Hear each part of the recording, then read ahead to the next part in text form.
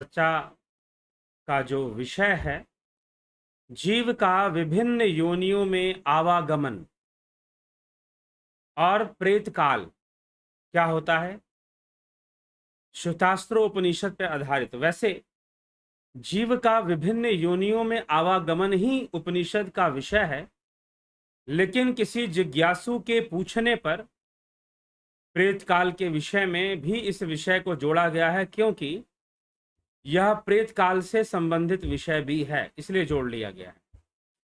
तो थोड़ा सा हम इस विषय को समझने का प्रयास करेंगे और श्लोकों के माध्यम से श्वेतास्त्र उपनिषद में किस प्रकार का वर्णन मिलता है इस विषय में, उसको भी देखने को प्रयास करेंगे और उसको समझने का प्रयास करेंगे। तो क्या कहता है शास्त्र, क्या कहते हैं इस विषय में कि जीव का विभिन्न शरीरों में, विभिन्न योनियों में आवागमन कैसे होता है, किस प्रकार से होता है।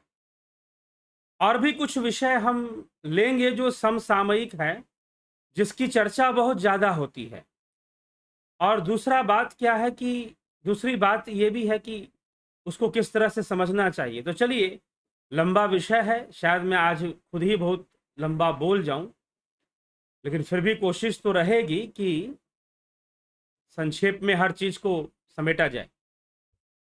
तो चलिए चलते हैं विषय पर, और सर्वप्रथम श्वेतास्त्र उपनिषद के जो श्लोक हैं इस विषय पर क्या कह रहे हैं उसको देख लेते हैं, उसको समझ लेते हैं। तो कहा जा रहा है, संकल्पन स्पर्शन दृष्टि मोहैर ग्रासाम्बु बृष्टवा च आत्म विवृद्ध जन्म कर्मानुगान्यनुकर्मेण देहि स्थानेषु रूपान्य भीषम प्रपथते। अर्थात संकल्पन, स्पर्शन और दृष्टि मोह है।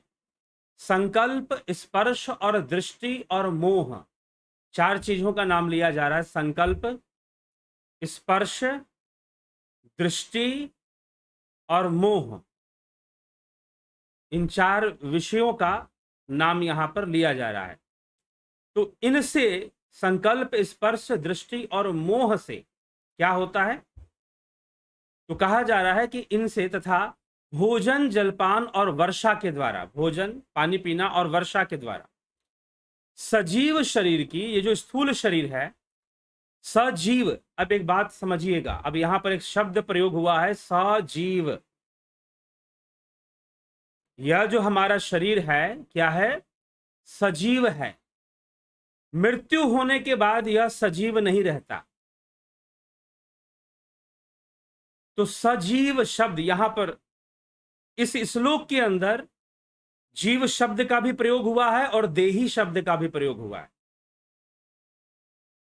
तो अब आपको, हालांकि मैं इन विषयों पर पहले भी बोलता आया हूं, लोग प्रश्न करते गए हैं, लेकिन आज जो हम उसी विषय पर चर्चा करने वाले हैं जिसकी कई बार पीछे चर्चा हो चुकी है, लेकिन उपनिषद प्रमाण के साथ,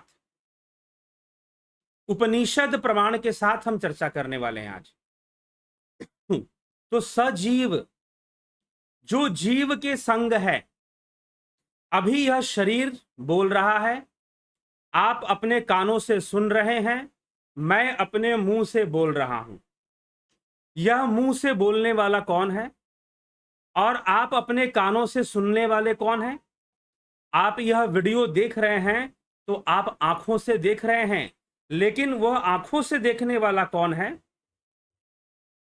वह आंखों से देखने वाला कौन है? क्योंकि जब मृत्यु हो जाती है तो आंखें ठीक रहती हैं, जुबान भी ठीक रहती है, लेकिन फिर भी व्यक्ति ना बोलता है, ना देखता है, ना सुनता है।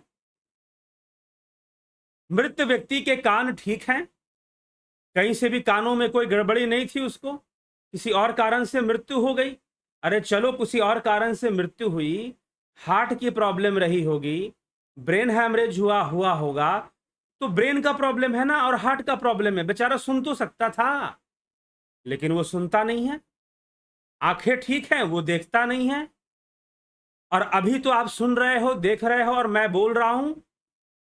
तो वो कौन है अगर मैं ये कहता हूं कि मैं बोल रहा हूं, तो क्या यह मुंह बोल रहा है, या मैं इस मुंह से बोल रहा हूं? क्या यह मुंह बोल रहा है कि मैं इस मुंह से बोल रहा हूं? अगर मैं इस मुंह से बोल रहा हूं तो इसका मतलब मैं मुंह नहीं हूं। I am not mouth, I am not tongue. ठीक। आप कानों से सुन रहे हैं, तो आप क्या कान हैं? आप आंखों से देख रहे हैं, तो क्या आप आंख हैं? वो कौन है जो कानों से सुन रहा है? वो कौन है जो आंखों से देख रहा है? स्वादिष्ट भोजन किया, स्वाद किसको मिला? क्या इस शरीर को मिला? तो मृत शरीर को जरा स्वादिष्ट भोजन कराओ, क्या वो स्वाद लेगा? प्रश्न ये है। तो सजीव, सजीव, स आत्मा शब्द का प्रयोग कहीं नहीं हुआ। क्या हुआ? सजीव, जो जीव के संग है।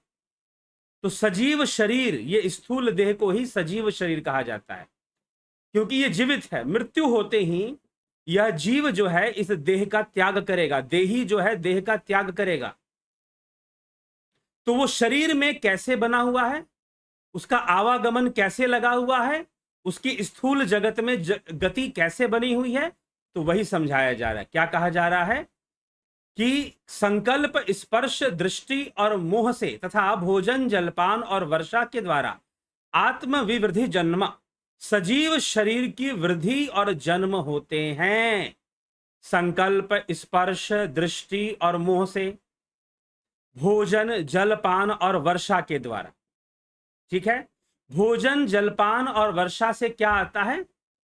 शक्ति बनता है, शक्ति का निर्माण होता है, वीर्य का निर्माण होता है, और फिर संकल्प, स्पर्श, दृष्टि और मोह, इनसे संकल्प है एक, साथ में स्पर्श है, दृष्टि है और मोह है। इनसे क्या होता है? स्पर्श और दृष्टि से कामना उत्पन्न होती है, और संकल्प तो पहले ही होता है, संतान उत्पत्ति का संकल्प होता है, सुख प्राप्ति का संकल्प होता है, और मोह तो होता ही है। बिना मोह के कैसे होगा सब? तो इन सब से क्या होता है? शरीर का जन्म होता है, सजीव शरीर की वृद्धि और जन्म होता है। दोनों बात, यह जो शरीर है इसकी बात की जा रही है, इसके जन्म और वृद्धि की बात। तो भोजन से, जलपान से और वर्षा से। अब ये आप सोच सकते हैं, भाई भोजन तो समझ में आ रहा है, आहार तो समझ में आ रहा है, अब यहां पर जलपान भी लिखा गया, अब यहां पर वर्षा भी लिखा गया। अरे भाई एक बात बताओ, अगर वर्षा नहीं होगी तो फसल कैसे होगी? फिर नदियों में कितना भी पानी हो, अगर बारिश रुक जाए तो नदियों का पानी भी सूख जाएगा, और नदियां भी खेतों को पानी नहीं दे पाएंगी। तो इसीलिए अगर वर्षा नहीं होगी तो फिर खेतों को पानी कैसे पहुंचेगा? नहीं पहुंचेगा, अन्न कैसे होगा? अन्न नहीं होगा, भोजन कहां से करोगे?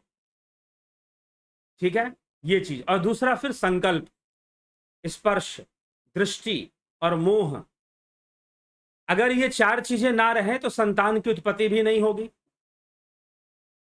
ठीक है, मनुष्य बहुत सारे वस्तुओं का अनुभव ही नहीं करेगा। तो इसीलिए यहां पर तो जीव की वृद्धि और सजीव की वृद्धि, यहां पर सजीव शब्द का साफ साफ प्रयोग हुआ है।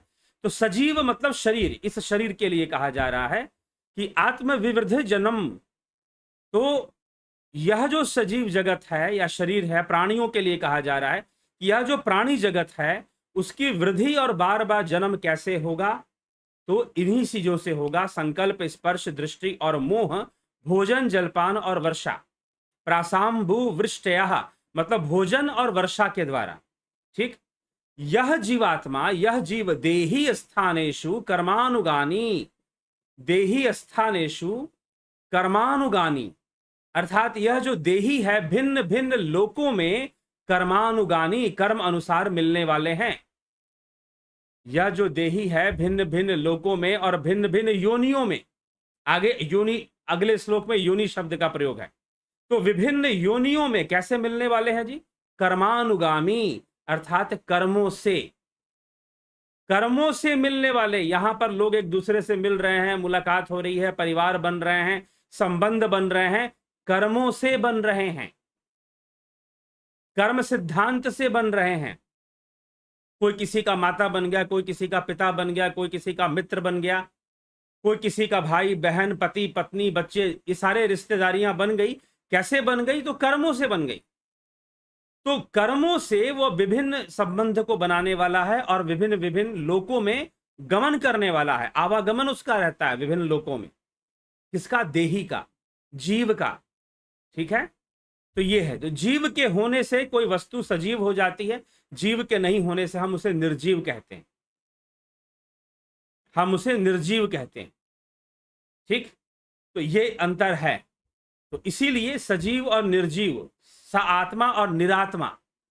क्या निरात्मा शब्द का प्रयोग होता है कि यह वस्तु बिना आत्मा के नहीं हो सकता? हमारे महापुरुषों ने निरात्मा शब्द का प्रयोग नहीं किया। अब कोई नया महापुरुष पैदा हो जाए जबरदस्ती का, तो बात अलग है। क्योंकि आजकल बहुत सारे इस तरह के लोग हैं कि सोचते हैं कि भाई हम सारे फिलॉसफी को खंडित कर कर, सारे वेदों को झूठा ठहराकर हम खुद भगवान बन जाएंगे और खुद को श्रेष्ठ घोषित कर देंगे। ऐसे ऐसे लोगों की कमी नहीं है समाज में आज के समय में। ठीक है, तो ऐसे लोगों के पास जाकर ही लोग भ्रमित होते हैं, कुएं के मेंढक बन जाते हैं। फिर कूप मंडूक, शास्त्रों में कूप मंडूक की भी कथा आती है। ठीक, तो ये स्थिति पैदा हो जाती है। तो कहा जा रहा है कि कर्मानुगामी, कर्मा अनुसार मिलने वाले रूपानी, भिन्न भिन्न रूपों में, भिन्न भिन्न शरीरों को अनुक्रमेण, अनुक्रम से, एक और यहां शब्द प्रयोग हुआ, अनुक्रमेण, अनुक्रम से, अभी संप्रपथते, बार बार प्राप्त होता रहता है, रिपीटेडली, रिपीटेडली, पुनरपि जननम पुनरपि मरणम पुनरपि जननी जठरे शयनम एह संसारे बहुदुस्तारे कृपया पारी पाहि मुरारे। क्या है? रिपीटेडली, अनुक्रमेण, अनुक्रम में। अनुक्रम में कहने का मतलब क्या है ये बताइए? अनुक्रम में कहने का तात्पर्य यह है कि जो कर्मों के फल आपको मिलेंगे वो एक क्रम में लगे हुए हैं, अपने गुण के अनुसार। अगर क्रियामान है तो बहुत जल्दी उनका फल आ जाएगा, अगर संचित है तो फिर वो संचित अवस्था में रहेंगे, फिर प्रारब्ध का रूप धारण कर फल देने आएंगे। तो प्रारब्ध का फल वो फल होता है जो हमें पिछले जन्मों के कर्मों से प्राप्त होते हैं, और क्रियामान जो हम इस जन्म में कर रहे हैं और फल की प्राप्ति हमें हो जा रही है वो क्रियामान कहलाएगा। तो जीव जो है कर्मानुगामी है।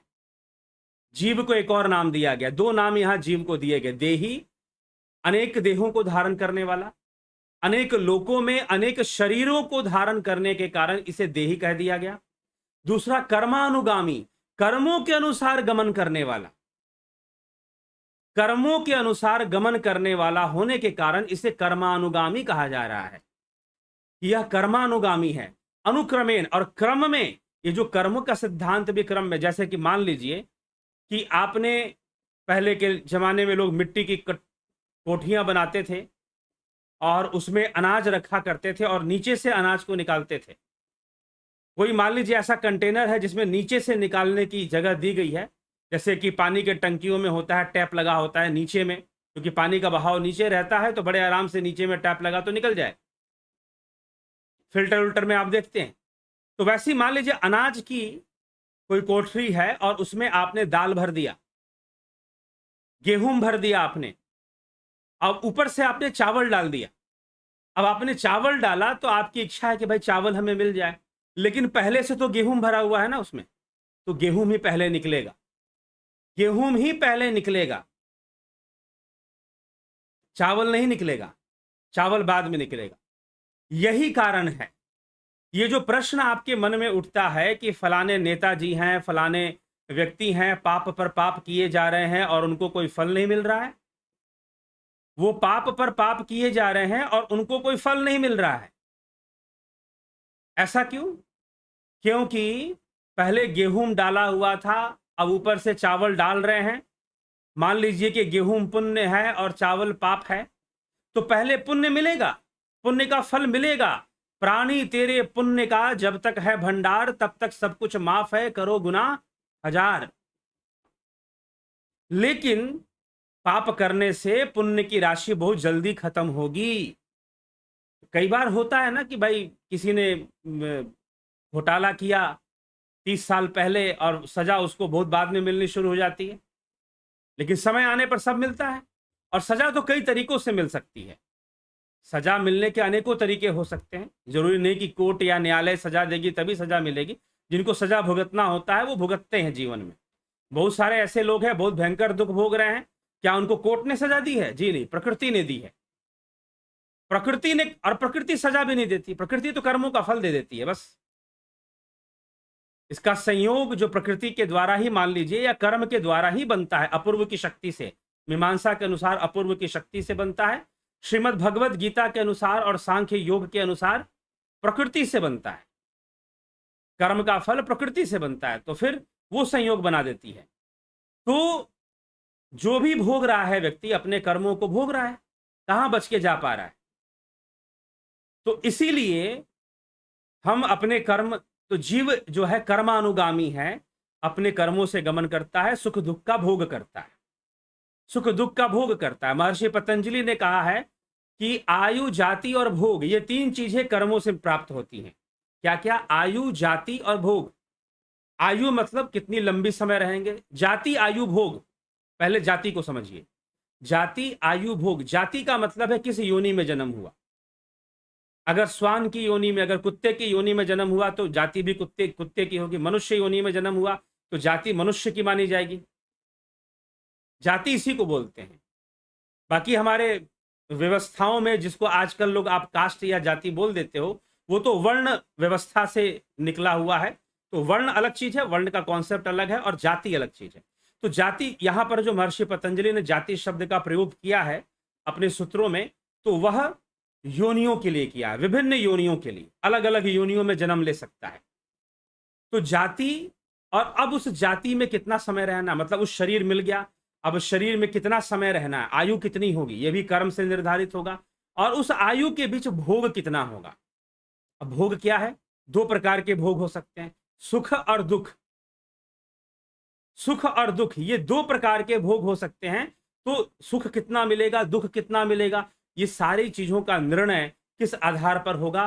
कर्मों के आधार पर होगा, कर्म निर्धारित होगा। महर्षि पतंजलि भी अपने शास्त्र में इस विषय को रखते हैं, और यहां उपनिषदों में भी इस विषय को कहा जा रहा है कि कर्मानुगामी रूपानी अनुक्रमेण अभिसंप्रपद्यते, प्रपद्धते, बार बार प्राप्त होता रहता है अनुक्रम में।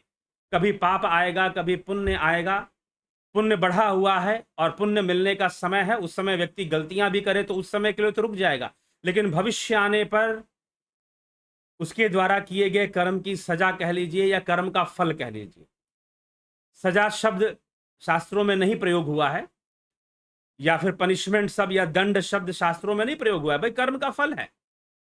अगर किसी कोई दुखी भी है तो कोई वह दुखी अपने कर्म फल से है, ठीक है, ना कि जबरदस्ती दुखी है, या किसी ने उसको दंड दे रखा है, अपने कर्म फल से वो दुखी है। तो यह हमें विचार करना होगा। तो ये चीज यहां पर बताई जाती है। इसलिए कर्म प्रायणता, निष्काम कर्म को बहुत ज्यादा महत्व दिया गया है श्रीमद् भगवद गीता में। तो बार बार कर्मों के वशीभूत, कर्मानुगामी है, अनेक रूपों में, अनेक शरीरों में घूमने वाला, अनुक्रम से जैसे उसके कर्म लगे हुए हैं वैसे ही, और अभी संप्रपथित, बार बार इसी में घूमता रहता है, भटकता रहता है, यही जीवन है। ठीक, अब बार बार नाना योनियों में भी आवागमन करता है, और क्यों करता है उसको बताया जा रहा है। तो लिखा जा रहा है अगले श्लोक में, स्थूलानि सूक्ष्माणि बहूनि चैव रूपाणि देहि स्वगुणैर वृणोति क्रिया गुणैरात्म गुणैश्च तेषाम संयोग हेतुर परो अपि दृष्टः। कि जीवात्मा, देही जो है, जो देही है, जो जीव है, अपने कर्मों के गुणों से तथा शरीर के गुणों से, अहंता, ममता आदि अपने गुणों के वशीभूत होकर स्थूल और सूक्ष्म बहुत से रूपों को स्वीकार करता है। उनके संयोग का कारण दूसरा भी देखा गया है, अर्थात कि कर्म के वशीभूत तो वो घूमता ही घूमता है। तो देही, तो देही क्रिया गुण है कि अपने कर्मों से तथा शरीरों के गुणों से, जो जैसा भी शरीर के गुण हो सकते हैं, स्वगुणे अहंता ममता आदि अपने गुणों के वशीभूत होकर स्थूल और सूक्ष्म शरीर में बहुत सारे ऐसे रूपों में जो सूक्ष्म और स्थूल हैं, बहुनी एवं रूपानी वृणोति स्वीकार करता है, और उनके संयोग का कारण वह दूसरा भी देखा गया है, दूसरा भी अपर अपि दृष्ट, ठीक ना। तो अपर मतलब जो कि अपर ब्रह्म की श्रेणी में आता है, वह अपर देखा गया है, वह जीव देखा गया है, वह जीव जाना गया है ऋषियों के द्वारा, दृष्टाओं के द्वारा। तो अब यहां पर सबसे महत्वपूर्ण एक विषय यहां पर हमें स्पष्ट करना है, जो कहा जा रहा है कि स्थूलानि सूक्ष्मानि बहूनि चैव रूपानि देहि देहि स्वगुणैर वृणोति, अर्थात यह जो देही है, यह जो देह को धारण करने वाला देही रूप जीव है, यह दो प्रकार से शरीर को धारण करता है, स्थूलानि और सूक्ष्मानि। अब यहां पर मामला थोड़ा सा गहराई में जा रहा है, मामला जो है वो गहराई में जा रहा है, थोड़ा सा समझने का विषय हो गया। स्थूलानि और सूक्ष्मानि, दो तरह की योनियों में यह भ्रमण करता है, दो तरह की योनियों में यह जाता है, दो तरह के रूपों को यह धारण करता है, और वो दो प्रकार के रूप कौन है? स्थूल और सूक्ष्म। अब ये जो हमारा शरीर है, ये स्थूल शरीर है, लेकिन यही जीव सूक्ष्म योनियों में भी भ्रमण करता है। सूक्ष्म योनि क्या है भैया? प्रेत योनि, देव योनि, यक्ष योनि, गंधर्व योनि। हालांकि गंधर्व स्थूल में भी हो सकते हैं, ऐसा माना गया है, लेकिन देव, प्रेत, यक्ष, ये अनेकों सूक्ष्म योनियां हैं। इसीलिए यहां पर सूक्ष्म योनि की चर्चा की गई है। क्या? स्थूलानि सूक्ष्मानि बहूनि चैव रूपानि देहि स्वगुणैर वृणोति, अर्थात यह जो देही है स्थूल और सूक्ष्म योनियों को धारण करने वाला है, इसीलिए वो देव योनि में भी जा सकता है, देवता बनकर भी रह सकता है अपने पुण्य के कारण, और जैसे ही पुण्य क्षीण होंगे फिर से गिरेगा, नीच योनियों में जाएगा। पुण्य खत्म हो गए, पाप का फल मिलने वाला बन गया, ठीक है। अब सप्त ऋषि जब राजा नहुष को लेके जा रहे थे, राजा नहुष ने बहुत कठोर तपस्या की, बहुत कठोर तपस्या की। माया तजे तो क्या तजे, मान तजा नहीं जाए, मान भय मुनिवर गले, मान सबन को खाए। माया को त्याग दिया तो क्या त्याग दिया भैया? मान तजा नहीं जाए, मान तजा नहीं जाए। मान भय मुनिवर गले, बड़े बड़े मुनि गल जाते हैं, बड़े बड़े मुनि गल जाते हैं, मान के कारण गल जाते हैं। तो राजा नहुष ने कठोर तपस्या की, बहुत कठोर तपस्या की, और तपस्या कर कर इंद्र की गद्दी को प्राप्त कर लिया। और इंद्र की गद्दी को जब प्राप्त कर लिया तो उसकी तपस्या का फल देने के लिए स्वयं सप्तऋषि जो है पालकी लेकर उसे ले जाते हैं इंद्र की गद्दी पर बिठाने के लिए। सप्तऋषियों ने उसकी पालकी उठाई, राजा नहुष की पालकी सप्तऋषियों ने उठाई और ले गए इंद्र की गद्दी पर बिठाने के लिए कि भाई तुमने इतनी कठोर तपस्या की है, चलो हम तुम्हारी सेवा करेंगे। लेकिन मार्ग में नहुष ने सप्तऋषियों को लात मारा। जैसे ही कोई सप्तऋषि थोड़ा सा इधर उधर हिल जाते, थोड़ा सा उसे डिस्टरबेंस अपने आराम में महसूस होता, एक लात मार देता। फिर लात मार मारकर सप्तऋषियों से कहता कि चलो जल्दी मुझे इंद्र की गद्दी तक पहुंचाओ, इतना धीरे धीरे क्यों चल रहे हो। इस तरह से सप्तऋषियों का बार बार अपमान करना, सप्तऋषि सहते गए, क्योंकि वो जानते हैं, सर्वज्ञ हैं, वो सर्वज्ञ थे और सब जानते हैं, तो उन्होंने कभी भी कोई कंप्लेन नहीं किया। लेकिन जब देखा कि अब राजा का, अब नहुष का पुण्य नष्ट हो रहा है भाई, अब तो इसका पुण्य खत्म हो रहा है, क्योंकि बार बार हमें लात मार रहा है, हमें अपमानित कर रहा है, और हमारे रहस्य को जानता नहीं है कि हम कौन हैं, तो फिर जो है बार बार अपमानित करने पर सप्त ऋषियों ने चिता दिया कि देखो नहुष, तुम बार बार हमारा अपमान कर रहे हो, इससे तुम्हारा पुण्य नष्ट हो जाएगा, और जिस समय तुम्हारा पुण्य नष्ट होगा उस समय हम तुम्हें श्राप दे देंगे और फिर तुम्हें बहुत दयनीय अवस्था से गुजरना पड़ेगा। ठीक है, तो फिर लेकिन फिर भी नहुष अहंकार में इतना मदमस्त हो रखा था कि राजा नहुष ने बार बार सप्त ऋषियों का अपमान किया। अंततः उसके तपस्या से प्राप्त जो पुण्य था वो नष्ट हो गया और सप्त ऋषियों ने उसे श्राप दे दिया। क्या श्राप दिया? कि तुम जाओ सर्प की योनि में जाओ, तुम बहुत टेढ़े हो गए हो, तुम्हारी चाल बहुत टेढ़ी मेढ़ी है, इसीलिए तुम हमें टेढ़ा मेढ़ा कह रहे थे कि हमारी चाल टेढ़ी मेढ़ी है, लेकिन तेरा तो बुद्धि ही टेढ़ी हो चुकी है, सारे पुण्य पर तूने पानी फेर लिया, इसलिए जाओ सर्प की योनि में जाओ। और राजा नहुष को सर्प की योनि में जाना पड़ा। जैसे ही आपने यमला अर्जुन उद्धार के बारे में सुना होगा, अभी जन्माष्टमी आने वाली है, भादो मास की अष्टमी, तो उसमें कृष्ण लीला का वर्णन होता है। तो भगवान ने यमला अर्जुन वृक्ष का जब उद्धार किया था तो दो देवता, दोनों अश्वनी कुमार बताए जाते हैं कि दो इस प्रकार से थे किसी श्राप के कारण।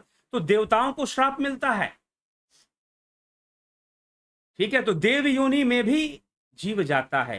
तो देव योनि सूक्ष्म योनि है, प्रेत योनि सूक्ष्म योनि है। ठीक है, तो जब नरक का दुख भोगना होगा तो प्रेत योनि में भटकेगा, और अगर स्वर्ग का सुख भोगना होगा तो देव योनि में जाएगा।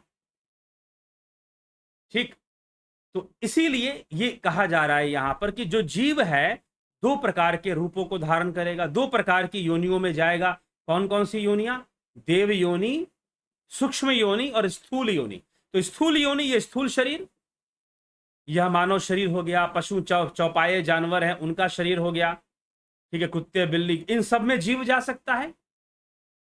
जीव जा सकता है, जैसी उसकी आवश्यकता है, जैसे उसकी कामना है, अपनी कामना को पूर्ण करने के लिए वो किसी भी योनि में जा सकता है। अब एक समाज के लोग ये कहते हैं, सुनिए ध्यान से, एक समाज के लोग यह दावा करते हैं कि मनुष्य मरेगा तो मनुष्य ही बनेगा। ठीक है, श्वान मरेगा, अगर कुत्ता मरेगा तो कुत्ता ही बनेगा, सांप मरेगा तो सांप ही बनेगा, उसी योनि में जाएगा, और जब मनुष्य मरेगा तो मनुष्य ही बनेगा।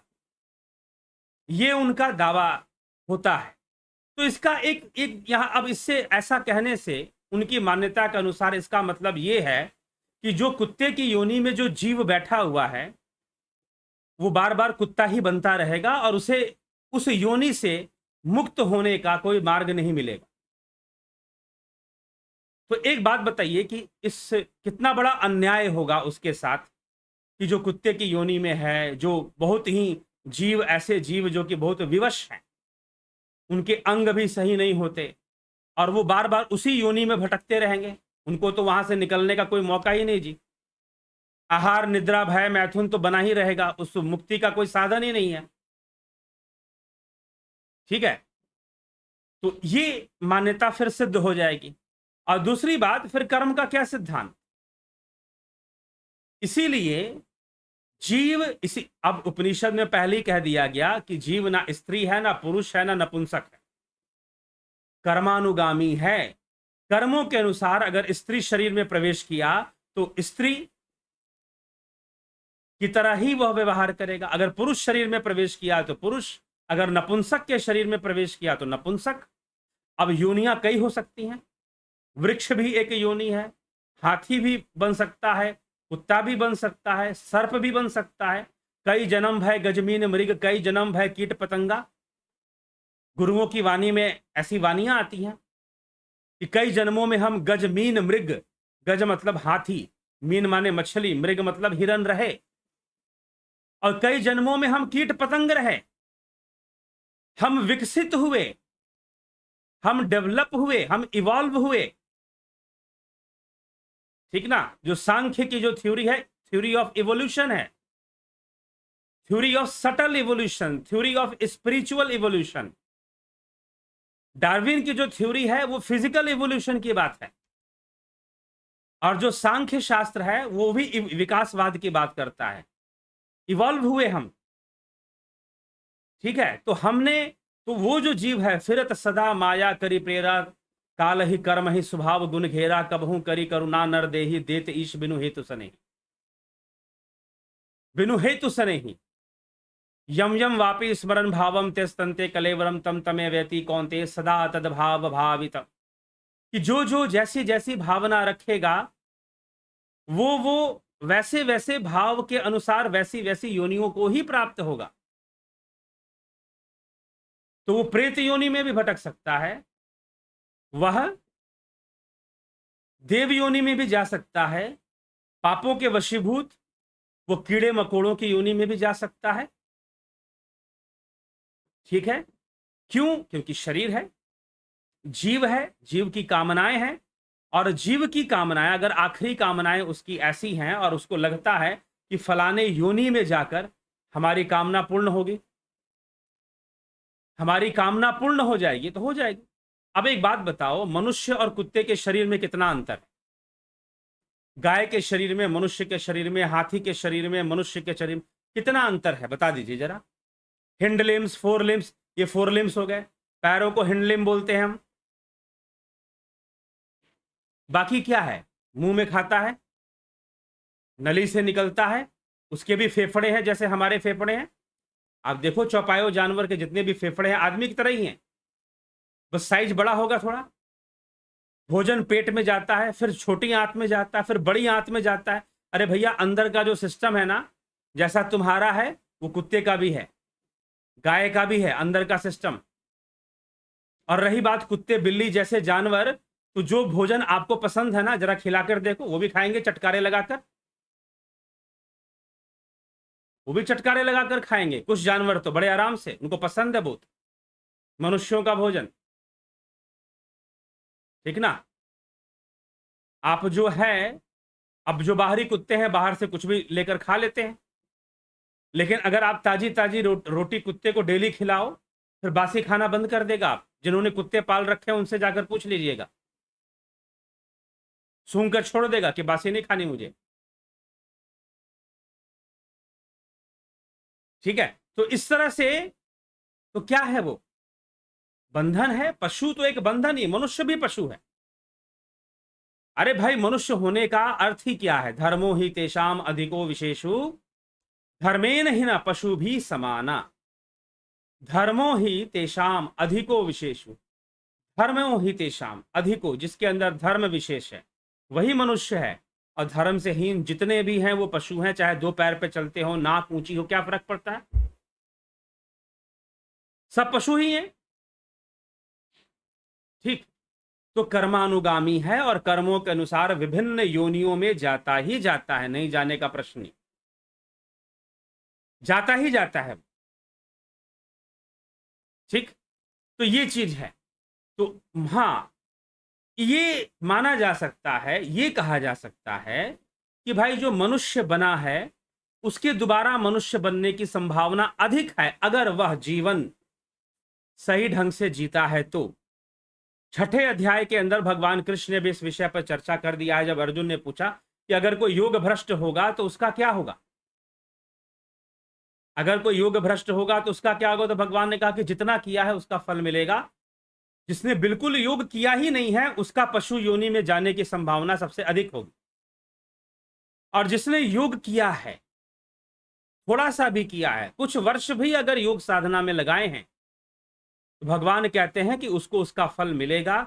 और वो अगर उसके पुण्य हैं तो वो पुण्यों के वशीभूत देव योनि में जाएगा सबसे पहले, और फिर देव योनि से आकर फिर दोबारा मनुष्य योनि में आएगा।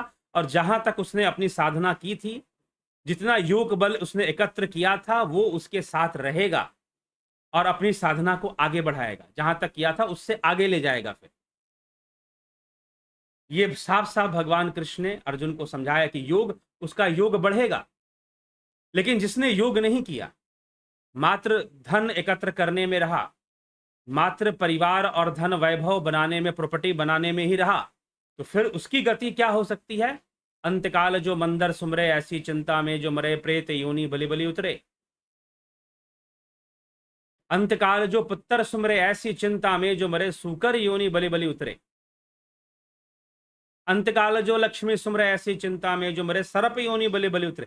कहा जा रहा है, फिक्स नहीं है कुछ, लेकिन बताया जा रहा है। फिक्स तो भावनाओं के आधार पर है, फिक्स तो कर्मों के आधार पर है कि आप किस योनि में जाएंगे और उस योनि में कितने समय के लिए रहेंगे, उस योनि के माध्यम से सुख और दुख का कितना भोग करेंगे। यह सब का सब कर्मों पर ही निर्भर है। यह सब का सब कर्मों पर ही निर्भर है। ठीक, तो यह कर्मानुगामी, उस जीव को कर्मानुगामी कहा गया।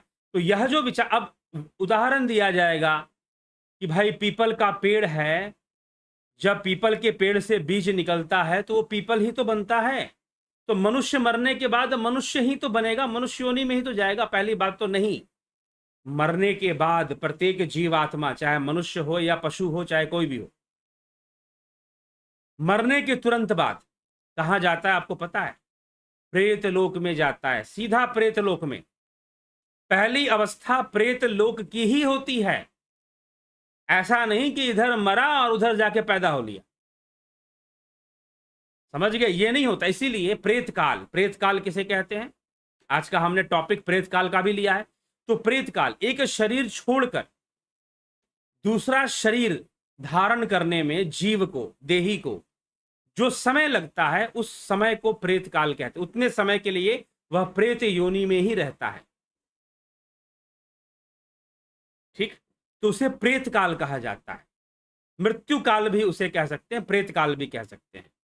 तो जो है वह उतने समय के लिए प्रेत योनि में रहेगा और फिर जो है बहुत शीघ्रता से वो अपने आगे के जन्म को भी प्राप्त कर लेता है, या फिर उसे देव योनि में जाना है अपने पुण्यों के कारण। उसने पुण्य बहुत किए हैं तो देव योनि को प्राप्त होगा। तो भी प्रारंभ में देह छोड़ने के बाद प्रेत योनि में ही जाएगा और फिर वहीं से पास करते हुए कितने स्टेप्स उसको मिलने वाले हैं? प्रेत से लेकर 13 स्टेप। अगर देव योनि में जाना है तो 13वें स्टेप में जाकर देव योनि में उसको प्रवेश मिलेगा। तो ये घटना क्या 13 दिन में घटेगी? ऐसी मान्यता है, ऐसा मान लिया जाता है कि 13 दिन में ऐसी घटना घटेगी कि वह जो हमारे जो भी मरे हैं वो स्वर्ग में जाएंगे। तो जो लोग स्वर्ग मानते हैं वह 13वीं बना लेते हैं, और जो पितरलोक को मानते हैं वो 12वीं बना लेते हैं। ठीक, तो पितरलोक में अगर उसे जाना है, पितृलोक में, तो पितृलोक में जाने के लिए भी उसे 12 चरणों से गुजरना पड़ेगा। लेकिन यह कहना कि यह 12 दिनों में हो जाएगा या 13 दिनों में हो जाएगा, यह एक मान्यता है। गरुड़ पुराण में इसकी चर्चा आती है कि 13 दिनों में ऐसा। लेकिन यह भी किस आधार पे होगा? कर्मों के आधार पे होगा। उसे प्रेत लोक में कितने, प्रेत काल में कितना समय रहना है, प्रेत योनि में कितना समय बिताना है, और फिर अगर वो देव योनि तक पहुंचता है तो देव योनि में कितना समय बिताएगा। यह सब उसके कर्मों पे आधारित है। इसीलिए उस जीवात्मा को, उस देही को, उस जीव को कर्मानुगामी कहा गया है। कर्मानुगामी, कर्मों के से उसका आवागमन होगा, कर्मों से वो आगे बढ़ेगा। ठीक है, तो यह विषय यहां पर है। तो अनेक योनियों में जाएगा। और योनियां कितने प्रकार की हो सकती हैं? 2 प्रकार की, स्थूल और सूक्ष्म। अब जो लोग ये बोलते हैं कि नहीं मनुष्य मरा तो मनुष्य ही बनेगा, तो अब ये बताओ कि स्थूल और सूक्ष्म योनियां कौन सी होती हैं? फिर ये बताओ कि स्थूल और सूक्ष्म योनियां कौन सी होती हैं?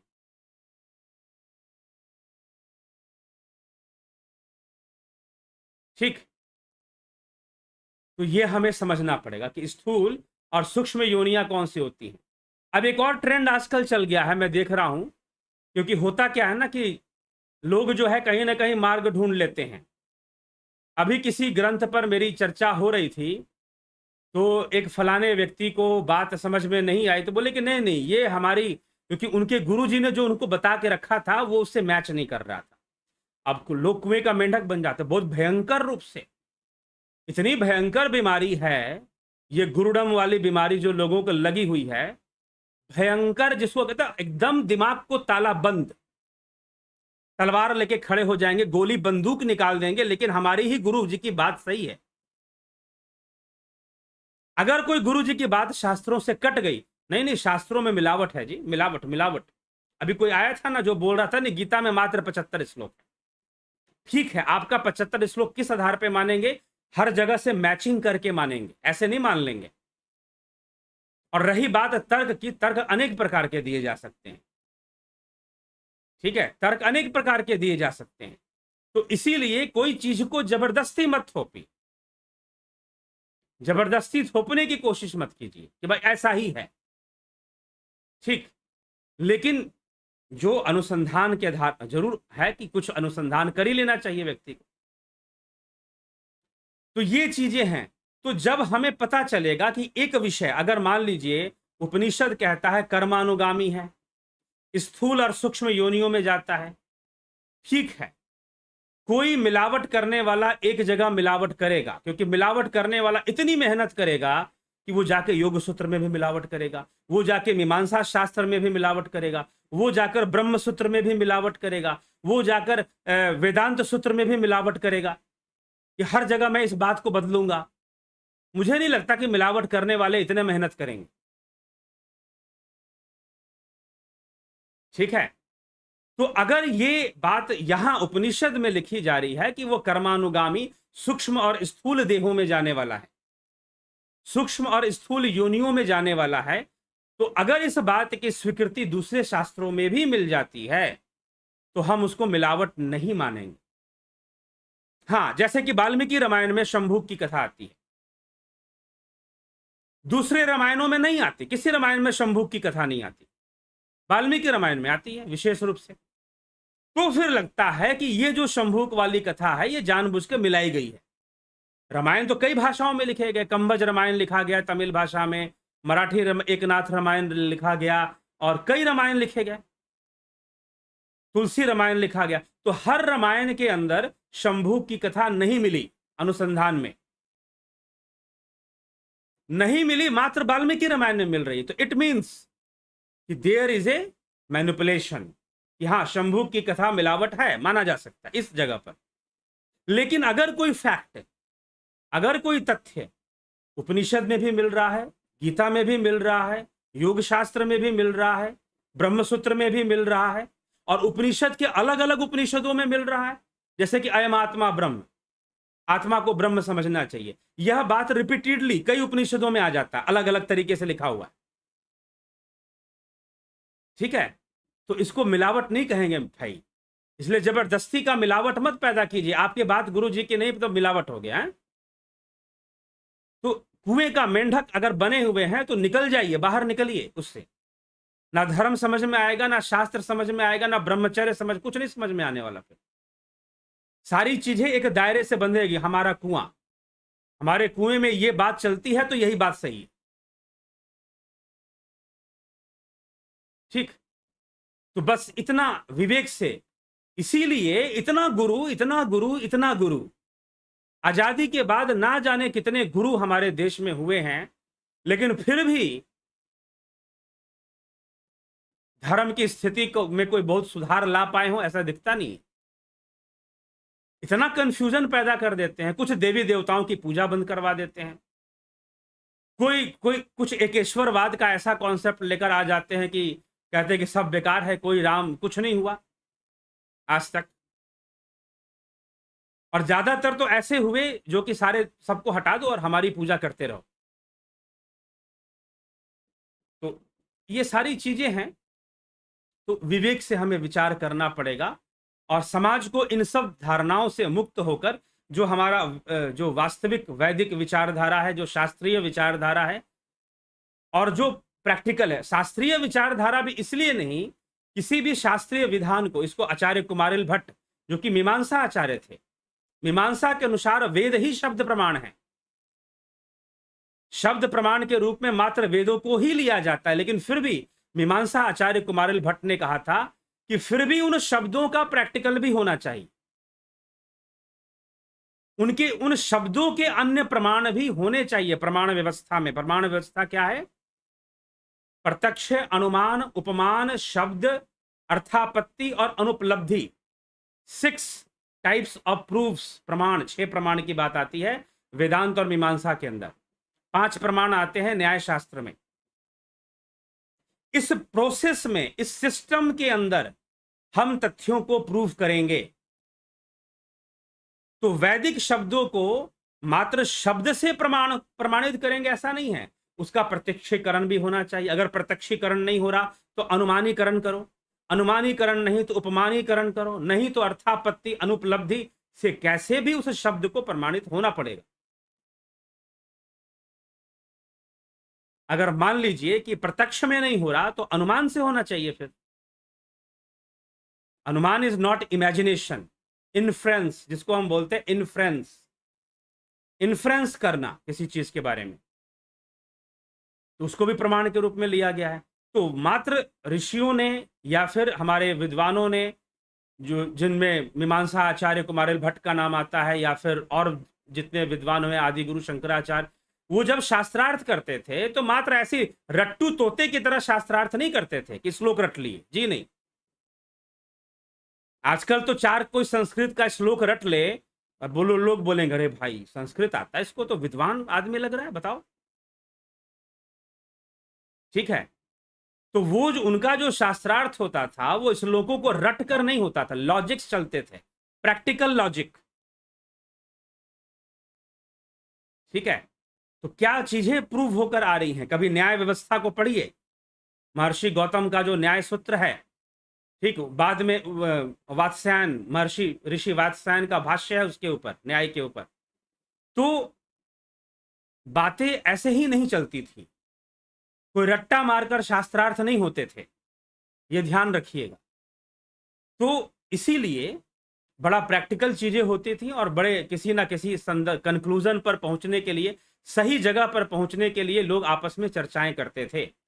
तो ये चीजें थी। तो किसी भी शास्त्र के विषय में, ग्रंथ के विषय में ऐसा ही नहीं कहा जा सकता कि इसमें ऐसे मिलावट है जी, हमारे गुरु जी की बात नहीं मिल रही तो मिलावट है, सीधा बोल जाएंगे। तो ये आजकल इतना ज्यादा ये बन चुका है अंधभक्ति, गॉड डिपेंडेंसी और गुरु डिपेंडेंसी। गुरु जी कर लेंगे ना, हम तो काम कर रहे हैं, गुरु जी मोक्ष दे देंगे। जब तक तुम्हारे अंदर मुक्त होने की इच्छा नहीं है, पलट पलट कर तुमको माया की ओर देखने की जब तक आदत है, गुरु का गुरु, गुरु का परम गुरु, महागुरु, सिद्ध गुरु, सिद्धों का महा महा महा सिद्ध गुरु भी आ जाए, तुमको मुक्ति नहीं दे पाएगा। चुनौती है इस बात को, चैलेंज है। जब तक तुमको माया की ओर देखने की आदत पड़ी हुई है, कितना भी बड़ा गुरु आ जाए वो तुमको मुक्ति दे ही नहीं पाएगा भाई, क्योंकि मुक्त तुम स्वयं हो सकते हो, दूसरा कोई तुम्हें नहीं दे सकता। मार्ग दे सकता है, सहयोग दे सकता है, शिक्षाएं दे सकता है, प्रेरणाएं दे सकता है, मुक्ति नहीं दे सकता तुम्हें। तुम्हारे मार्ग को आसान कर सकता है, जो बहुत कठिन था उसे सरल कर सकता है, इतना हो सकता है। लेकिन जब तक तुम्हारे मन में पीछे मुड़कर देखने की आदत है, जब तक आस है, जब तक ये भय बना है कि अरे हम तो मोक्ष को प्राप्त कर जाएंगे, जैसे कई लोग प्रश्न करते रहते हैं, क्या दोबारा नहीं आ सकते? ठीक है, क्या दोबारा नहीं आ सकते? तो जब तक ऐसे भ्रम आपके मन में बने हुए हैं, तब तक कहां से मुक्ति संभव है? ठीक है, तो इसको अच्छे से ध्यान लो, ये शर्त है, और ये कोई शर्त नहीं है, ये स्वयं आदि गुरु शंकराचार्य ने इस बात का दावा किया, कोई तुमको मुक्ति देने वाला नहीं, तुम स्वयं का कल्याण कर सकते हो, यही सत्य है। हाँ, गुरु सहयोगी है, बहुत बड़ा सहयोगी है, छोटा मोटा सहयोगी भी नहीं है। ठीक, अगर उसकी कृपा है तो बहुत भारी रास्ता बहुत आसानी से निकल जाएगा, बहुत दुर्गम मार्ग जो है बहुत आसानी से खत्म निकल जाएगा, कट जाएगा, बस इतना है। तो चलिए, ये विषय है। तो ये 2 श्लोक श्वेतास्त्रोपनिषद के जिस पर हमने आज चर्चाएं की है, स्थूल योनियां और सूक्ष्म योनियां, स्थूल रूप सूक्ष्म रूप, कर्मानुगामी, कर्म के अनुसार वह सूक्ष्म योनि में भी जाएगा, स्थूल योनि में भी जाएगा, यह बात हमें समझाएगी इस श्लोक में। और फिर जीवात्मा अपने कर्मों से, शरीर के गुणों से, अहंता, ममता आदि, अहंकार, ममता आदि अपने गुणों के वशीभूत होकर स्थूल और सूक्ष्म बहुत से शरीरों को स्वीकार करता है। उनके संयोग के कारण, उनके संयोग का कारण, जो उनका संयोग कराने वाला जो दूसरा है, जो दूसरी शक्ति है, प्रकृति की जो अपर शक्ति है, ब्रह्म की जो अपर शक्ति है, वह भी देखा गया, उसका भी ज्ञान हो जाता। अगर आपको जीव का ज्ञान हो गया तो ब्रह्म की अपर शक्ति, ब्रह्म की अपर शक्ति ही प्रकृति है। अपर ब्रह्म और पर ब्रह्म, सब कुछ ब्रह्म माना गया है। तो प्रकृति का जो हिस्सा है, जो इंद्रियों का जो हिस्सा है, जो इंद्रिय जगत है, उसे अपर ब्रह्म कर दिया गया है। और पर ब्रह्म जो इंद्रियों से परे है, जो इंद्रियों से परे है, उसे पर ब्रह्म मान लिया गया है। तो उस अपर शक्ति का ज्ञान होता है। उस अपर शक्ति का, जो अपर ब्रह्म है, जो प्रकृति की शक्ति है, उसका ज्ञान होता है। कैसे ज्ञान होता है? जीव का ज्ञान होने से। अगर जीव समझ गए, जीव का सही से बात समझ में आ गई कि जीव क्या चीज है, तो फिर आपको उसका ज्ञान होगा। और ध्यान योग, ध्यान योग इसमें बहुत सहायक है जीव को समझने में कि जीव क्या है। कई प्रकार के जीव हैं। सचेत होकर जब हिरण्य गर्भ में जब प्रवेश मिलता है, सचेत अवस्था में, और सचेत होकर हिरण्य गर्भ में प्रवेश तभी मिलेगा जब ध्यान योग करोगे। अपने आप नहीं मिलेगा। अपने आप जो मिलेगा वो बंधन में मिलेगा, वो अवचेतन में मिलेगा। फिर वह अवचेतन या अचेतन अवस्था में हिरण्य गर्भ में प्रवेश मिलेगा।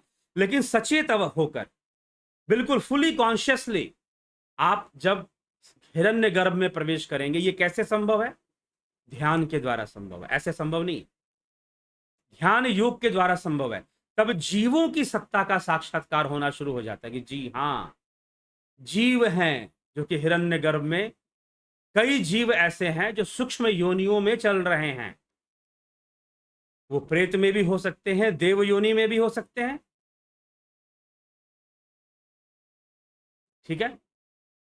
तो रहस्यमय जगत है। हर बात सिर्फ कह देने से नहीं समझ में आ जाएगी, कुछ प्रैक्टिस भी करनी पड़ती है चीजों को जानने के लिए, समझने के लिए।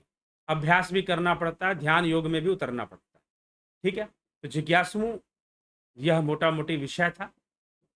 तो विवेक से चीजों का हमें निर्णय लेना है। मनुष्य मनुष्य ही बनेगा, क्योंकि पीपल का बीज निकलता है तो पीपल ही बनता है। तो भैया मनुष्य का बच्चा मनुष्य ही होता है, पीपल तो नहीं होता। पीपल का बीज तो पीपल का बच्चा है ना, उसका पुनर्जन्म थोड़ी ना है। अगर आप ये उदाहरण देते हो कि पीपल के बीज से पीपल पैदा हुआ, इसीलिए मनुष्य मरने के बाद मनुष्य योनि में जाएगा, ये क्या बात हो गई? अरे पीपल का बीज पीपल का बच्चा है, आदमी का बच्चा भी आदमी होता है। कम से कम कंपैरिजन तो लॉजिकली और जो है न्यायपूर्ण ढंग से कीजिए। ठीक है? तो यहां पर तो जो तुलना की जा रही है उसी का न्याय नहीं हो पा रहा। जो तुलना की जा रही है पीपल के बीज से, उसी में न्याय नहीं है। पीपल का बीज पीपल का बच्चा है, वो रिप्रोडक्टिव सिस्टम से आया है। कोई भी वृक्ष का बीज, इतनी तो बॉटनी पढ़ते होंगे ना, कम से कम ये बोलने वाले इतनी बॉटनी, मैं तो नहीं बॉटनी पढ़ा लेकिन इतनी थोड़ी सी पढ़ी है मैंने प्लांटों के बारे में, वृक्षों और पौधों के बारे में। उनके जो बीज पैदा होते हैं वो रिप्रोडक्टिव सिस्टम से पैदा होते हैं। अगर पीपल का बीज आया है तो रिप्रोडक्टिव सिस्टम से आया है। ठीक है?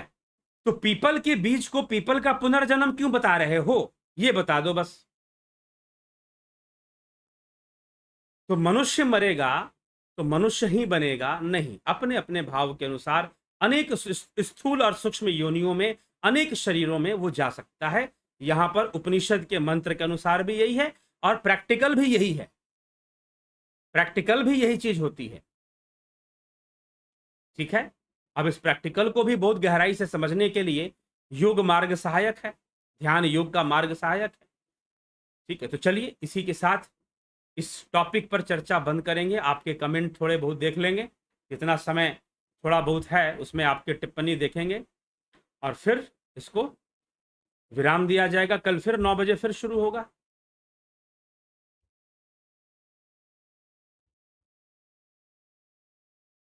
चैतन्य खत्री प्रणाम स्वामी जी। साधक अगर कुंडलिनी जागरण होता है और वो योग भ्रष्ट होता हो, वो कौन सी योनि में और कब तक रहेगा कैसे पता करें? कौन सी, ये उसके अपने ही कर्मों पे निर्भर करते हैं। जरूरी थोड़ी ना है कि उसकी कुंडलिनी जागरण होता हो और योग भ्रष्ट भी होता हो, और भी बहुत कुछ हो सकता है। और भी तो साथ में बस इतना ही थोड़ी ना होगा, और भी तो बहुत कुछ हो सकता है। तो और भी जो बहुत कुछ होने वाला है, उन सब को लेकर जो उसकी कामना होगी, मुख्य रूप से कामना होगी, तो जैसी कामना होगी, जैसी भावना होगी, वैसी गति हो जाएगी। बलदाऊ नाथ योगी जी, प्रणाम गुरु जी, उदय शंकर जी। जीवों की उत्पत्ति कैसे होती है, किन परिस्थितियों में, और वह पहले शरीर कौन सा धारण करता है? उस समय तो उसके साथ कोई कर्म संस्कार नहीं होते, कर्म संस्कार से ही होता है, ठीक है, नहीं होते तो स्वाभाविक रूप से प्रकृति के गुणों से विकसित हो जाते हैं, सीधी सी बात, ठीक है। अगर आप ये कह रहे हैं कि कर्म संस्कार नहीं होते, कर्म बहुत सूक्ष्म चीज है, तो प्रकृति के गुण तो है ना, प्रकृति के गुणों से विकसित हो जाएंगे, बन जाएंगे। तो यह एक काल चक्र है, ठीक। जीवों से ही जीवों की उत्पत्ति भी चलती रहती है, अनेक प्रकार से हो सकती है, लेकिन होल सिस्टम में, इनकम्प्लीट सिस्टम में क्या होता है? कंजर्व होता है हर चीज, ऊर्जा का जो विज्ञान है, ठीक। इसीलिए संतुलन का विज्ञान स्थापित होता है। अगर कंजर्वेशन ना हो तो लॉ ऑफ बैलेंसिंग काम नहीं करेगा फिर, समझ रहे हैं? तो फाइनली जो जीव है, लोग पूछते हैं जीवों की संख्या बढ़ती है घटती है क्या? जी नहीं जी, कंजर्व होती है, फिक्स होती है। क्यों फिक्स होती है? हाँ, ये बताना मुश्किल है कि कितनी होती है, लेकिन फिक्स होती है। क्यों फिक्स होती है? इसीलिए फिक्स होती है। अब यहां पर एक और प्रश्न बनेगा कि जब फिक्स होती है तो फिर मोक्ष कैसे मिलेगा किसी को? अरे भाई, नवीनीकरण भी तो होता रहता है ना साथ में, सृष्टि और प्रलय चलता रहता है, और जब सृष्टि प्रलय भी नियमित रूप से चल रहा है तो निश्चय ही मोक्ष भी मिलता है और नए जीव भी बनते हैं, इसमें कोई संशय नहीं है। और जीव को शुरुआत करने के लिए 3 गुण ही काफी हैं। 3 गुण जो है वो संस्कार दे देंगे ना। 3 गुणों की विद्यमानता जहां भी होगी वहां संस्कार होंगे। इसीलिए प्रत्येक वस्तु के संस्कार हैं। मान लीजिए कोई निर्जीव वस्तु है, यह निर्जीव वस्तु है, फोन है, इसके भी संस्कार है। पत्थर है कोई, उसके भी संस्कार हैं। हाँ, उसमें जीव नहीं है, यह कहा जा सकता है। उसमें बुद्धि नहीं है, उसमें संकल्प नहीं है, उसमें अहंकार नहीं। अहंकार तक तो माना गया है क्योंकि वो अपने अस्तित्व को, आकार को बना के रखता है, ठीक है। तो उसमें कुछ चीजें नहीं है, तो इसलिए उसको जीवत्व नहीं माना गया है, वो कर्म नहीं कर रहा है, लेकिन कारण रूप में संस्कार होते ही होते हैं, ठीक। तो सृष्टि और प्रलय ये चलता रहता है, नंबर 1 बात। और ओवरऑल जो एक सिस्टम है वो कंजर्व रहता है, तभी कर्म फल का सिद्धांत आगे बढ़ेगा। Law of conservation of energy, joules law, chemistry में, फिजिक्स में पढ़ा होगा शायद आपने, joules law. Law of conservation of energy जो है, क्योंकि वो रहेगा तभी एक्शन रिएक्शन वर्क करेगा, नहीं तो एक्शन होगा और गायब हो जाएगा, रिएक्शन आएगा ही नहीं फिर। तो कंजर्व है, इसीलिए रिएक्शन तो लौट के आएगा ना, फिर रिएक्शन तभी आएगा, ठीक। लिमिटेशंस हैं तभी, तो इसीलिए सृष्टि प्रलय होने के साथ साथ जीवों की जो संख्या या जो होती है, हाँ, इसको गिनना, क्योंकि लोक अनेक हैं। अब जीवों को आप कहां से गिनोगे? आप तो खाली आदमी और जानवर गिन सकते हो। साइंटिस्ट लोग क्या गिन रहे हैं? भूत प्रेत को गिनते हैं क्या? देव योनि में कौन कौन से जीव पड़े हुए गिन रहे हैं क्या? नहीं। तो इसीलिए हमें क्या लगता है कि मनुष्यों की संख्या बढ़ गई है। इसका मतलब क्या? बहुत सारे लोग मनुष्य योनि में प्रवेश कर रहे हैं। जी हाँ, यह भी बात सही है, ठीक। लेकिन कई जीव कई योनियों में हैं जिसको आदमी नहीं जानता, जिसको मनुष्य नहीं जानता, और कई लोकों पर जीवन हो सकता है, और भी कई ऐसे ग्रह हो सकते हैं जहां पर जीवन हो। मात्र पृथ्वी ही नहीं है, अनेक ग्रह हैं जहां पर जीवन हो सकता है, तो वहां भी जीव होंगे अनेक रूप में। तो यह अनंत है, इसको हम गिन नहीं सकते। यह ह्यूमन कैपेसिटी के बाहर है कि वो जीवों की संख्या गिन ले, ठीक। इसको समझिए। लेकिन फाइनली जो सिस्टम होता है वो एक कंजर्वेशन को लिए होता है, इसीलिए एक्शन रिएक्शन सही से काम करता रहता है। चलिए, विश्वयात्री जी, SKM जी, विक्रम सिंह जी, गोपाल शर्मा, राजू पाल, सरोज कृष्णानी, SK मिन्हास, जगदीश भट्ट, अजीत भाई पटेल जी, जगदीश भट्ट जी, अमृतपाल सिंह, गुरु जी क्या जानवरों की हत्या करना पाप है? अगर यह पाप है तो फिर जानवरों की हत्या करके कोरोना वैक्सीन जो बनाई गई है उसके बारे में आपका क्या ख्याल है? यह पाप है या पुण्य है? जनता, कोरोना वैक्सीन जानवरों की हत्या करके बनाई गई है ये कैसे पता? आप इसका एक प्रमाण दीजिए, कोई आर्टिकल ले आइए कि जहां पर यह प्रमाणित हो कि कोरोना वैक्सीन जो है जानवरों की हत्या करके बनाई गई है। कोरोना वैक्सीन कोरोना वायरस से ही बनाई गई है। कोरोना वायरस की डुप्लीकेसी की गई है, उसका जो RNA है उसकी डुप्लीकेसी करके बनाई गई है, जो कोविशील्ड आदि दूसरे हैं। और जो कोवैक्सीन है वो वो एक तरह से डेड नहीं कह सकते, बहुत ही वीक कोरोना, ओरिजिनल जो कोरोना वायरस है उसी को बहुत कमजोर कर कर कोवैक्सीन को बना दिया गया।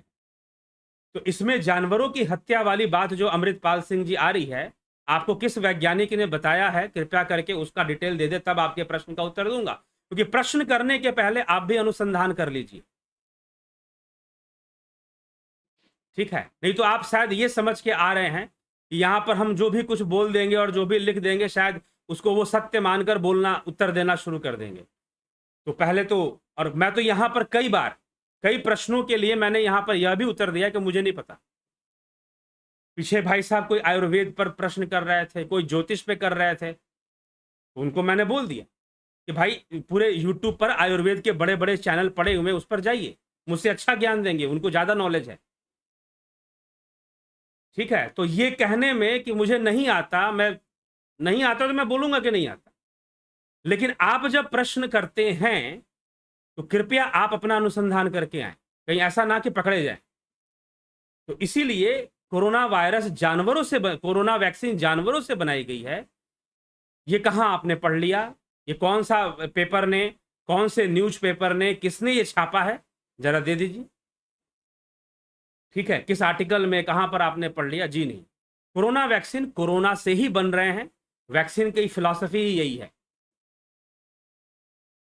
जो भी बीमारी की वैक्सीन बनती है, चाहे वो बैक्टीरिया से होता है, वायरस से होता है, उस बैक्टीरिया और उस वायरस से ही बनाई जाती है। ये वैक्सीन का विज्ञान है, ठीक? तो ये थोड़ा सा आप इसको जरूर देख लें कि सही में क्या जानवरों की हत्या करके बनाई गई है। हो सकता है कि आप सही हो सकता है अमृतपाल सिंह जी आप सही हो कि जानवरों की हत्या, लेकिन प्रूफ तो दीजिए, कोई लिंक विंक दीजिए जिसमें ऐसा बताया गया हो, किसी ने क्लेम किया हो ऐसा। चलिए, हाँ, उसका एक्सपेरिमेंट जानवरों पे उन्होंने किया हो, ये हो सकता है, उसका एक्सपेरिमेंट जानवरों पर पहले किया गया हो, ऐसा हो सकता है। लेकिन ज्यादातर जो टेस्टिंग है सब मनुष्यों पे हुई हैं, ध्यान रखिए, मैं बता दे रहा हूं। कोरोना की ज्यादातर जो टेस्टिंग्स हैं वो आदमियों पर ही हुई है, मनुष्यों पर ही हुई है। चलिए, भूप सिंह खीचर जी, YN प्रधान जी, ब्रिमपाल कुमार जी, और उषा श्रीवास्तव जी, रूपलाल विश्वकर्मा जी, अजीत किस्कू जी, जय सच्चिदानंद गुरु जी, माँ दुर्गा को महामाया क्यों कहा जाता है, और प्रकृति ही जीव को भोग मोक्ष देने वाली है, क्लियर कर हो चुका है, इस पर एक वीडियो है। प्रकृति ही जीव को मोक्ष मोक्ष देती है, योग सूत्र पर आधारित है। जी हाँ, प्रकृति ही साधन है, मोक्ष का साधन भी प्रकृति है और भोग का साधन भी प्रकृति है, इसीलिए प्रकृति ही भोग मोक्ष देने वाली है, दोनों का साधन वही है। रावत माइक्रो जी, योगेंद्र पंडित जी, पिंटू वासवा जी, रिंकी जोधी जी, कुंडलिनी शक्ति के बारे में चर्चा कीजिए। कभी करेंगे, कभी करेंगे, पहले किया जा चुका है कुंडलिनी शक्ति के बारे में, थोड़ी बहुत बातें बताई गई हैं पीछे, आगे बाद में भी बताई जाएंगी। मुख्य क्या है कि देखिए, महर्षि पतंजलि ने अपने राजयोग में इस विषय को बहुत नहीं लिया, बहुत थोड़ा सा एक जगह पर कहीं पर कोई चक्र की चर्चा हुई है, आज्ञा चक्र की, संभवतः, नहीं तो चक्रों की चर्चा योग सूत्र में नहीं मिलती, क्योंकि बेसिक कॉन्सेप्ट्स कुछ और है, और चक्रास जो हैं वो हैं माया का ही अंग, ठीक? ग्रहों से उनका संबंध है, चक्रों का रंगों से उनका संबंध है, ग्रहों के रंगों से, ठीक है? तो वो कर्म सिद्धांत के अंदर भी चक्र ही आते हैं, तो इसीलिए हमें अपनी, हाँ, जब हम ध्यान योग करते हैं, साधना करते हैं, तो उनका विकास होता है, कुंडलिनी शक्ति जागृत होती है, ऊर्ध्वगामी होती है। तो ये उसका विज्ञान है। श्रीमन नारायण, जय श्री कृष्ण, देव रतन बलदावा जी, अमर सिंह जी, आचार्य जी, क्या साधना के अलावा भी दिन भर प्रभु चिंतन कर सकते हैं? करना चाहिए। चिंतन से एकाग्रता बढ़ेगी। गंभीर शाह जी, ज्योति दत्ता जी, अनिल प्रजापति जी, भरत शबलानी जी, राम निवास मीना, रमेश चोपड़ा, चंद्रेश्वर पर। जब ब्रेन हैमरेज होता है तो सजीव रहते हुए भी हम किसी काम करने में असमर्थ हो जाते हैं। इसको कैसे हम, तो कोमा की अवस्था भी आती है, पैरालिसिस अटैक्स हो जाते हैं जब ब्रेन हैमरेज होता है। ठीक है, अगर जिस साइड भी हैमरेज होगा उसके अपोजिट साइड में आपको पैरालिसिस हो जाता है लोगों को। ठीक, तो हम काम नहीं करते, कर्म तो करते, कि कर्म तो मन से होता है। कर्म शरीर से ही होगा ऐसा नहीं है, कर्म तो मन से होगा। ठीक है, तो ब्रेन हैमरेज हुआ है, स्थूल शरीर को बाध्य कर रहा है। जो मन है, बुद्धि है, चित्त है, वो तो काम करते रहते हैं, उनको कोई नुकसान नहीं पहुंचता है, बस स्थूल देह को ही नुकसान पहुंचता है। अध्ययन, थैंक्स गिविंग, अजीत कौरव जी, सोमनाथ शिंदे जी, अखया गुंज जी, सृजनी मेहांता जी, रजनेश बर्फानी जी, बलवंत सिंह गोहिल, जलराम रायका, रावत माइक्रो। क्या जो सजीव और निर्जीव है वह दोनों मूल रूप में ब्रह्म ही है? मूल रूप में ब्रह्म ही है जी, बिल्कुल। अगर हाँ, तो फिर एक सजीव दूसरा निर्जीव किस प्रकार हुआ? जीव के होने से। जीव के होने से। और ये सजीव है, ये निर्जीव है, ये क्या है? इंद्रिय अनुभूति है। ये बात कभी मत भूलिएगा, यह इंद्रिय अनुभूति है। अगर आप इंद्रियतीत अवस्था में चले जाओगे, जहां आत्मा का साक्षात्कार होता है, जहां ब्रह्म का साक्षात्कार होता है, तो वहां पर ना कोई सजीव है ना कोई निर्जीव। सजीव और निर्जीव होना भी इंद्रियों का ही विषय है। जीवच मंडल जी, आपकी मुस्कान हमेशा बनी रहे। महेश मकवाना जी, गोपाल दास जी, नीति सिन्हा जी, आपकी भी मुस्कान बनी रहे मंडल जी। अमर सिंह जी, जशपाल मंगत जी, रचना जी, भीम सिंह मीना, महेश मकवाना। ठीक है, तो यदि ब्रह्म को आपने जान लिया तो इस जीवन, जान लिया तो फिर क्या लक्ष्य? लक्ष्य का क्या मतलब है? ठीक है, तो ये चीज है। और जान लेना क्या है? ये कोई प्रश्न ही नहीं है कि जान लिया तो फिर आपका क्या लक्ष्य होगा। आईएएस वाले पूछते हैं क्या, ऐसा इंटरव्यू लेते हैं, भाई तुमने ब्रह्म को जान लिया तो तुम्हारा क्या लक्ष्य होगा? ठीक है, तो कोई लक्ष्य वाली कोई बात ही नहीं है। सही से आदमी जीवन जीना सीख ले, वही जीवन का लक्ष्य है।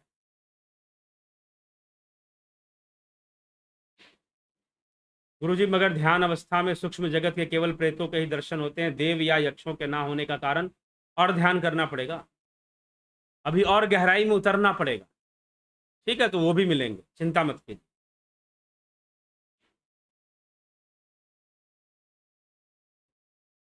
जब मुक्ति ही चाहिए तो जीव की उत्पत्ति ही कैसे हो गया? जब मुक्ति मिल जाएगी तो पता चल जाएगा कि कैसे हो गया। जब मुक्ति मिल जाएगी, भाई पिंजड़े में बंद हो गया, अब पिंजड़े में कैसे बंद हुआ, बाहर निकल जाएगा तो पता चल जाएगा। इसका यही उत्तर है कि बाहर निकलेगा तो पता चलेगा कि अंदर कैसे गया था। तो इसलिए मुक्ति चाहिए, और मुक्ति तो एक हमारी, और मुक्ति क्यों चाहिए? हमारी जरूरत है भाई, हमारी जरूरत है, इसलिए हमें मुक्ति चाहिए। और जरूरत कब है? जब जीवन में अनेकों चीजें हम देखते हैं, समझते हैं, तो फिर हमें लगता है कि मुक्ति चाहिए। केशव पटेल जी, ममता शर्मा जी, गोपाल शर्मा जी, गुरु जी, मृत्यु और जन्म के बीच की स्मृतियां चित्त पर बनती हैं तो शरीर मिलने पर उनका स्मरण क्यों नहीं होता? नहीं होता, काल के कारण, काल के प्रभाव के कारण नहीं होता। कन्हई कुमार जी, अंजू श्रीवास्तव जी, यदि कर्मों से ही गति होती है तो क्या मोक्ष भी कर्मों के कारण होता है? निष्कर्म से होता है, योग से होता है। मोक्ष जो है वो योग से होता है, निष्काम कर्म से होता है। मोक्ष का साधन निष्काम कर्म योग बनता है। ठीक है,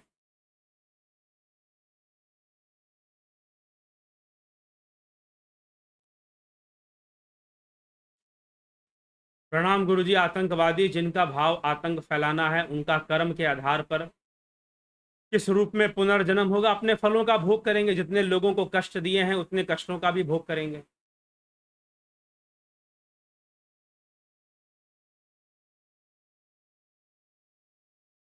गोपाल शर्मा जी, ऐसा नहीं है थर्ड आई ओपन होने पर ही आत्मा ही परमात्मा है का साक्षात्कार होता है। जी नहीं, ऐसा नहीं है। ठीक है, थर्ड आई ओपन होने पर क्या हो जाएगा कि आत्मा परमात्मा का साक्षात्कार हो जाएगा? जरा प्रमाणित कीजिए। आप अपने थर्ड आई का अनुभव बताइए कि ऐसा क्या हो जाएगा जिससे कि आत्मा ही परमात्मा है प्रूव हो जाएगा। ठीक है, ऐसी कौन सी अनुभूति आ जाएगी कि उससे ये प्रूव हो जाए कि आत्मा ही परमात्मा है? स्वरूप की उपलब्धि, ध्यान से सुनिए, स्वरूप की उपलब्धि। जो दिव्य नेत्र है, जिसको आप त्रिनेत्र भी हम कह देते हैं, वो आज्ञा चक्र का एक्टिवेशन है, एक तरह से आज्ञा चक्र का खुलना है। हमारा जो आज्ञा चक्र है यहां पर, उसको हम कहते हैं वो दिव्य नेत्र का खुलना है। इसको समझिए, इस विषय को पहले भी मैं इसको समझा चुका हूं। दिव्य नेत्र से जो अनुभूतियां शुरू होंगी वो हिरण्य गर्भ की अनुभूति होगी, सीधी सी बात। जो प्रथम, जो पहला स्टेप होगा वो हिरण्य गर्भ का होगा। आप सूक्ष्म लोक में प्रवेश करेंगे दिव्य नेत्र के माध्यम से भी और नाद के माध्यम से भी। हिरण्य गर्भ लोक में आप प्रवेश करेंगे, नंबर 1 पे यही होने वाला है। ठीक है, ध्यान योग में भी। तो जब आप ये करेंगे इसके बाद, लेकिन यह जो प्रवेश मिलेगा सचेत मिलेगा, कॉन्शियसली आप उसमें प्रवेश करेंगे। वहां पर जीव ही प्रकाश रूप में दिखाई देगा, ना कि ब्रह्म, क्योंकि ब्रह्म भावातीत है। तो उसके प्रकाश रूप में दिखाई देना, उसके नाद रूप में सुनाई देना संभव नहीं है। यह सारी उसकी अभिव्यक्ति मानी जाएगी, विवर्त माना जाएगा, मैनिफेस्टेशन माना जाएगा। आपने जो कहा कि यहां भ्रिकुटी में हमने लाइट देखा, प्रकाश देखा, वह ब्रह्म का विवर्त है, तो संपूर्ण संसार भी तो ब्रह्म का ही विवर्त है, उसकी अभिव्यक्ति है। इसलिए साफ साफ श्वेतास्त्रोपनिषद में लिखा गया है, निहार धुमार्क अनिल नाम खद्युत विद्युत स्फटिक शशिनाम एतानि रूपानि पुरस्सरानि ब्रह्मण्य अभिव्यक्ति करानी योगे। इस रूप में ब्रह्म की अभिव्यक्ति होगी। संपूर्ण संसार ही ब्रह्म की अभिव्यक्ति है, लेकिन सूक्ष्म जगत में जो ब्रह्म की अभिव्यक्ति होगी वह प्रकाश के रूप में होगी, ज्योति रूप में होगी। आप उसी को देखते हो। ठीक है, आत्मा परमात्मा वाली बात तब आती है जब आप स्वरूप की उपलब्धि कर लेते हैं, आप अपने रियल सेल्फ में जाकर स्थित हो जाते हैं। जब तुरीय अवस्था, तुरीय जिसको महर्षि भगवान आदि गुरु शंकराचार्य ने लिखा है। ठीक है, मांडुक्य उपनिषद और मांडुक्य कारिका में जिसका बृहत वर्णन मिलता है। चौथी अवस्था चतुष्पाद जिसको कहा गया है, जब वो आएगा तब जाकर आत्म ब्रह्मैक्यत्व की स्थापना होगी। आत्मा ब्रह्म एक है। ठीक है, तब जाकर वो चीज सामने आएगी। तो मात्र दिव्य नेत्र या आज्ञा चक्र के खुलने मात्र से यह नहीं होने वाला। यही बात है, जब मिसकॉन्सेप्शन हो जाता है तो मार्ग अवरुद्ध हो जाता है, आध्यात्मिक मार्ग रुक जाएगा, आगे बढ़ ही नहीं पाएंगे आप अध्यात्म के रास्ते पर। क्योंकि आपको दिया गया शीशे का टुकड़ा और बोला गया कि हीरा है, हीरा। शीशे का टुकड़ा देकर बोला गया कि हीरा है, बस यही सारी समस्या हो जाती है। तो जब तक तुरीय अवस्था में आप नहीं पहुंचेंगे तब तक आत्मा परमात्मा का जो एकत्व है वो प्रमाणित नहीं होने वाला, यही समझिए। इसीलिए तुरीय अवस्था ही ब्रह्म ज्ञान है, आत्मज्ञान है। जब तक चतुष्पाद तक नहीं पहुंचे हैं तब तक ना आत्मज्ञान ब्रह्म ज्ञान, छोड़ दीजिए आप।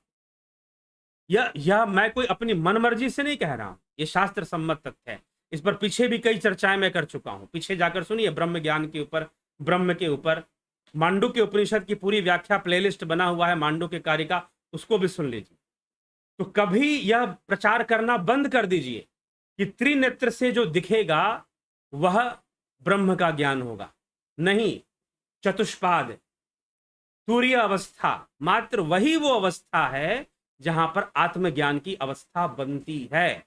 चाहे आप किसी भी गुरु जी से जुड़े हों, उनको काटना मेरा उद्देश्य नहीं है। जो शास्त्र सम्मत तथ्य है वो बता रहा हूं, और शीशा देकर हीरा बता देने से हीरा नहीं हो जाएगा। वह जो प्रकाश घट में दिखाई देता है वह जीवत्व बोध है। ठीक, ना कि ब्रह्मबोध है। ठीक, अगर ना ही तो अपने संस्था के विद्वानों को ले आइए सामने, वो प्रमाणित करें कि वो ब्रह्मबोध है। जो ये यहाँ पर खुलने से जो प्रकाश दिखाई देता है वो बोध है या ब्रह्म ज्ञान है, उसको शास्त्र अनुसार प्रमाणित करके दिखा दे। तो विचार कीजिएगा इसके ऊपर।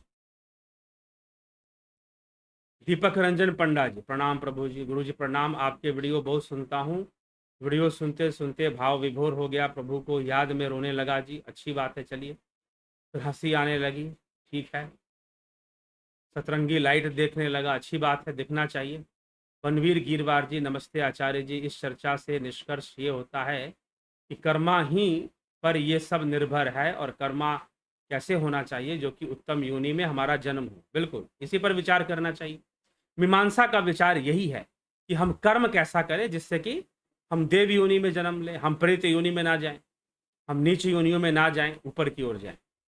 चरणेश्वर गीता शर्मा जी, गीता शर्मा, एक सवाल है, कर लीजिए सवाल। बनवीर गिरवार जी, क्या हम अपने वर्तमान कर्मों के आधार पर आपको मारकर बनाई जाती? सही बात है गुरुजी, ये न्यू बॉर्न काफ को मारकर बनाई जाती है, और वासीन मैंने ऑथेंटिक तथ्य से पढ़ी है, साइंटिस्ट ने खुद बताया है पूरा विधि। ठीक है, चलिए। अमन कक्कर जी, गुरु जी राम राम जी, ओम तत्सत। दयानंद, सादर प्रणाम गुरु जी। इंद्रजीत जी, अमन कक्कर जी, गुरु जी कुंडलिनी शक्ति। ठीक है, प्रश्न अभी भी काफ़ी हैं, तो जो है आगे भी चर्चाएं होती रहेंगी। अभी विराम देते हैं इसको, और फिर कल जो है हम इसी समय पर आएंगे।